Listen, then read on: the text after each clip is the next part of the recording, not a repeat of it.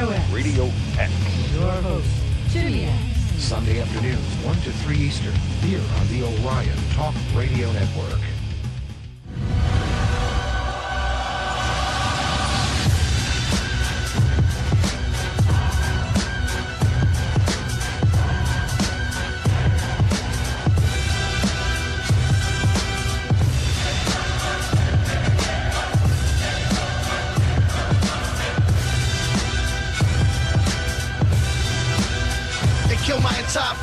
Murdered and tortured, raped and pillaged. I was only 5 and I was the Well, welcome back, guys.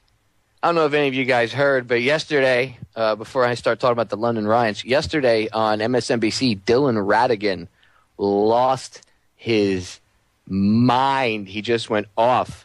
So I wanted to play that for you guys really quick. Let me cue it up here. See if I can. We owe $70 trillion. I understand that, but to walk out a $4 trillion solution, which is basically just a way for the Democrats to avoid dealing with this until 2017. I'm not here to talk about plans to deal with this till 2017. I'm saying we've got a real problem, and I'm tired of Republicans and Democrats who either want Republicans who want to burn the place to the ground, and Democrats, with all due respect, who want to offer a plan that gets it through their end of their second term of their presidency. And then screws me and my kids when it's over. And until we do that, we have to deal with the extraction that is at foot. It is the reason the financial markets are behaving the way they're behaving. That is a mathematical fact. This is not some opinion. This is a mathematical fact.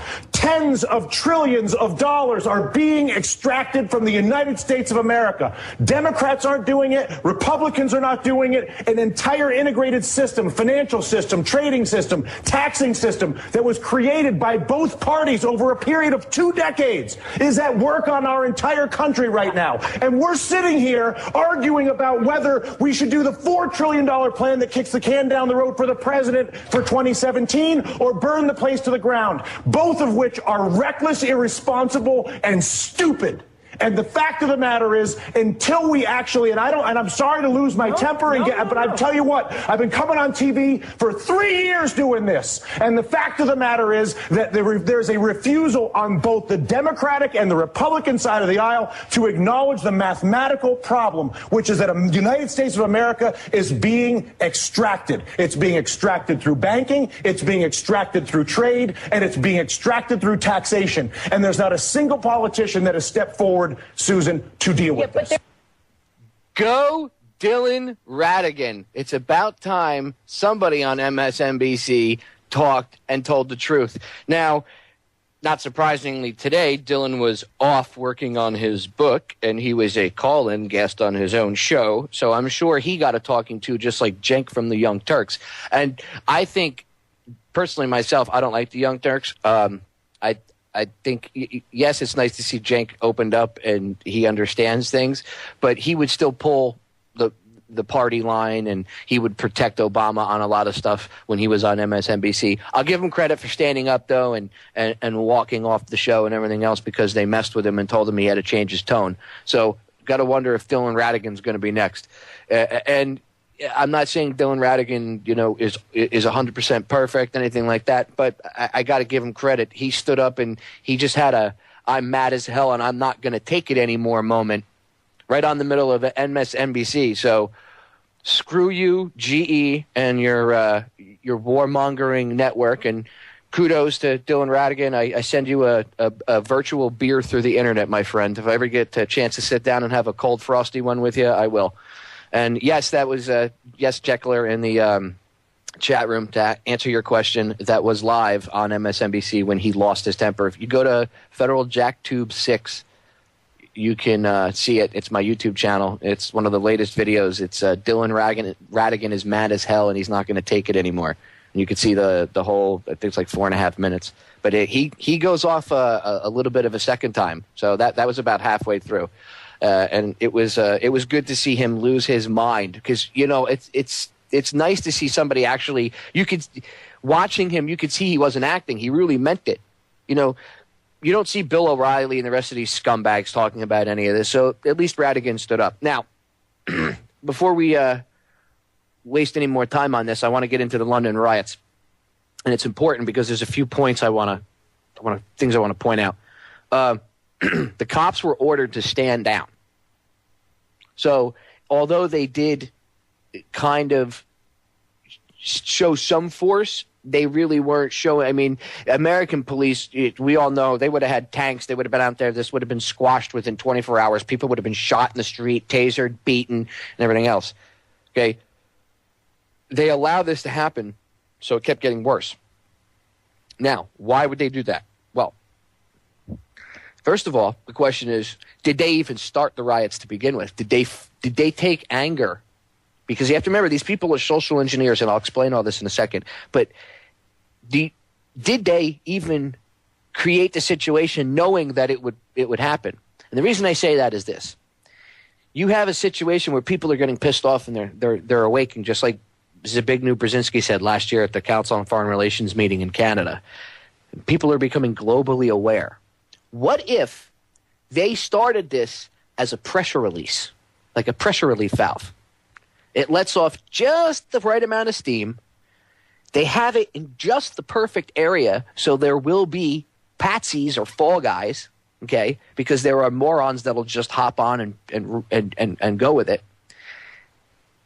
And it's a way for them to siphon off this anger towards government and get rid of it and turn any speech against government scary and bring in stricter laws on speech and gathering and protests and everything else. And then, of course, it would bring, freedoms on the internet, because the social networking sites like Twitter, Facebook, and BlackBerry Messenger, which is private, is being blamed for all this. One of the MPs in Britain is asking BlackBerry to shut down its private messaging service in all of the UK until the riots are over, thus punishing everybody, collective punishment, because a few are using a piece of technology. See, laws and things like that are created when politicians don't know how to solve a problem.